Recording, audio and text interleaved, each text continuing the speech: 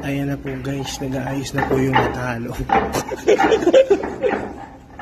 Nag-aayos na po. 1-0.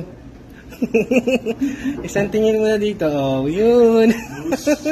Loser. Let's go. Ayan guys. Meron na naman nagkatago doon. Anong ginagawa mo Kuya Ange? Ba't ikaw nag-aayos? Talo. So, talo na naman si Kuya Anjo. Ayusin natin na. 2-0. Let's go. 2-0. So, nandito tayo sa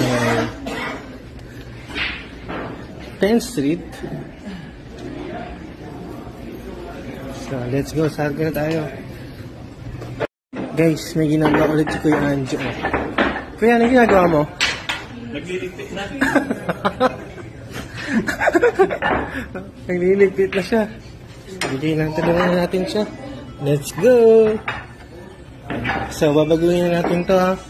Magiging aray ko, ang likod ko. 3-0. Sabi nga nung 3-0. Yan guys, nandito tayo sa Oasis Cafe. Kung saan nakakachamba na si Kuya Anjo. Yan ang ating score. Ayun, nakikita nyo. 3-0. Ginagaling yung ano.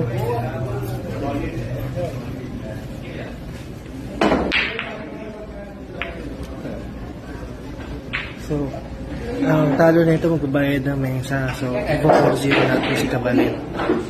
No, Kuya Ange? Good shot, good shot. Press. Okay, may story lang pero wala naman ako mag-shoot. Diba, kasi yun ako ni Queen.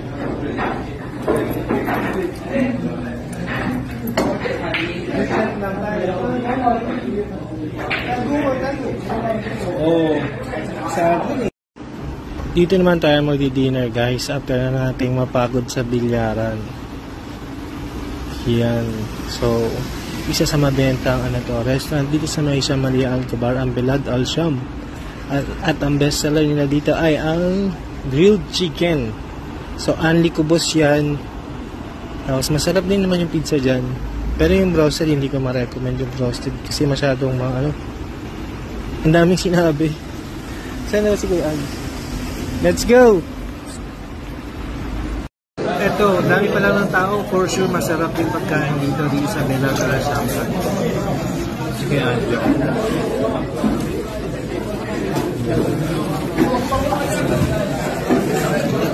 Sa Kirian, nakahanap tayo ng pwesto.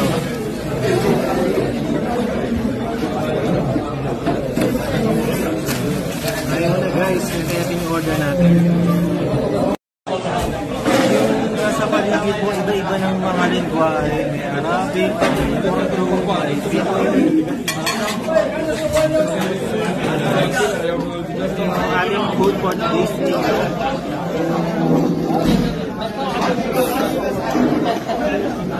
Ang roasted ang mabenta ang grilled chicken dito sa May Belad Al Sham na located sa 22 Street, Shamalia, Alcabar, plus unlimited boss. Ayan. So kasama natin si Kuya Anjo, yung laro natin sa bilyar.